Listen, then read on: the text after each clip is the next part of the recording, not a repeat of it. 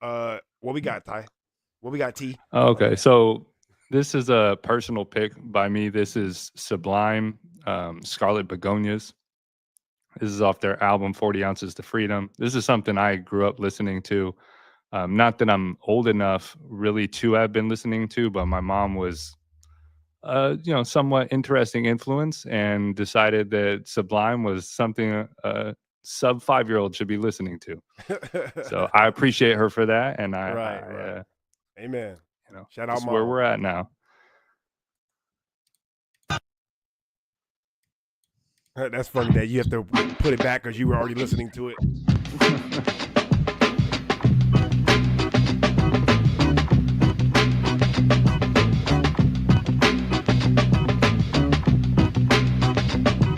As I was walking down Rubber Dove Square,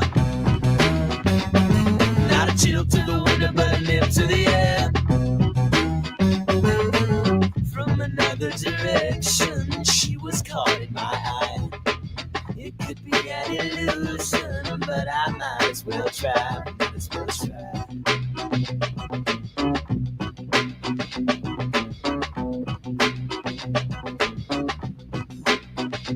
She had rings on her fingers and bells on her shoes, and I knew without asking she was into the blues. She wore scarlet begonias tucked into her curls. I knew right away she was not like other girls.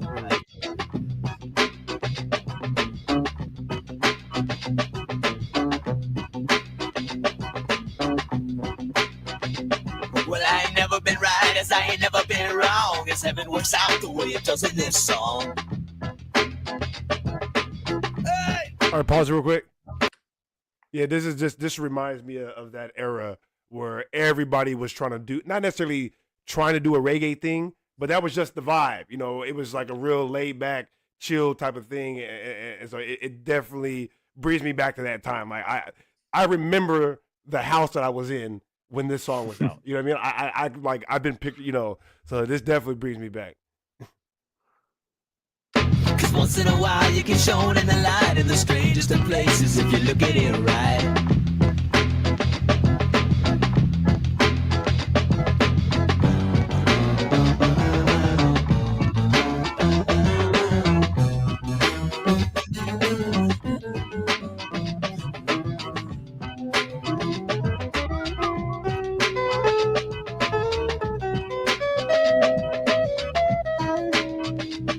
Was your summer of love, and I think the stars above because a woman took the loving over me.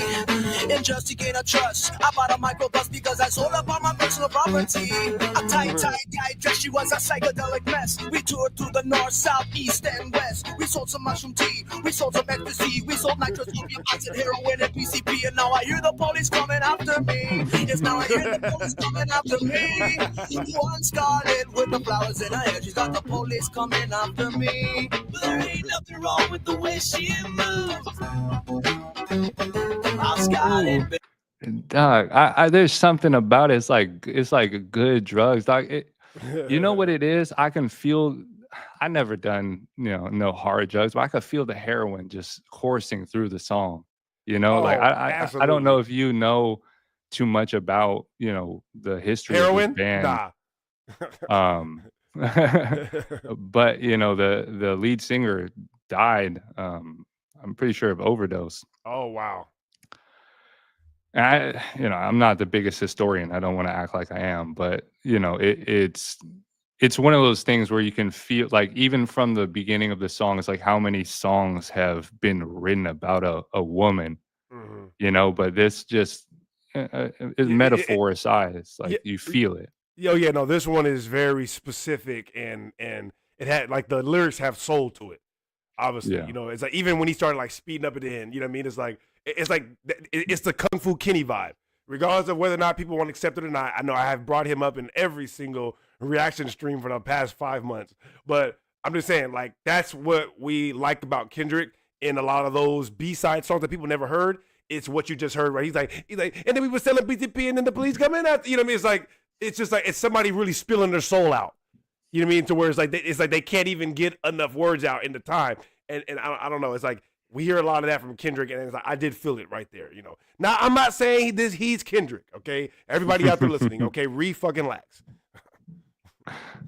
Begonias and a touch of the blues. And there ain't nothing wrong with the love that's in her eye.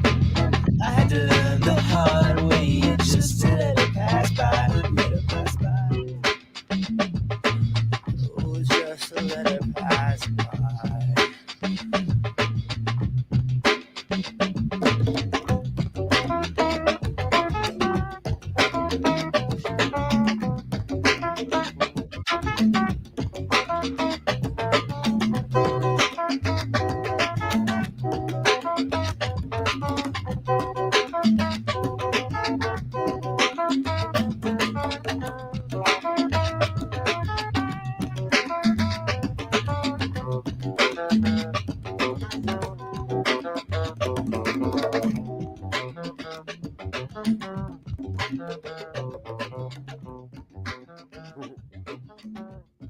I'm gonna let you go first, T. All right, man. Brashcat said what we know about this. Go ahead. I don't know enough. I'm gonna be honest with you. I know enough to know that I love that song. We touched on it a little bit. It's just that passion and somebody said in the comments, it's a vibe that was kind of rare, and that's kind of how I feel when I'm listening to the song. It provides a feeling that, because it's blending so many genres at once, you get a little bit of rap influence, you get a little bit of reggae, you get a tiny little bit of alt rock, alternative. He switches it up and starts hitting a melody out of nowhere. I mean, there's so many different aspects to the song. So it's like hard to put it in a box sonically, but it elicits so much emotion from you. And then of course the content of the song, where he's speaking about, this woman or this entity that's kind of alluring to him. Right. And I like to think a lot of their music has a big, double entendre type of like, they're writing about the woes of life, about women, about their battles with drugs and substances. So the main thing I take away from it is like it's the closest thing to making me want to try heroin. I'm like, if this is the superpower it gives you, like will it allow me to make music like Ray Charles? Yeah. I definitely agree with you on the what was the comparison I just had in my head? My bad. You said the heroin thing. I started thinking about Ray Charles. Yeah. Either way, like I like the nature of, again, like I said earlier, how personal the lyrics are, and how you could tell that it's about, I mean, look, whether or not it's directly about a girl, I get the Hotel California vibes from it too, where, it's not just about being at a hotel in California, okay? It's not just about meeting some girl who gives you some wine. It's about, obviously, for some people, it's about your relationship with drugs. For most people, I'm sure it's about a relationship with a woman, because we all deal with that. But then for other people, it could be a relationship with this or that. So, I did appreciate that, and this is a song that, if even just for the lyrics, that I would come back to for sure. If not just to laugh at some of the, like I said, some of the personal things in there. This is definitely the music that inspired Chet Hanks. All right, this is the reason why Chet Hanks is running around with the Rasta hat on, and the fake accent literally right now. So I'm sure Tom Hanks absolutely hates Sublime, because they ruined they ruined a perfectly good kid.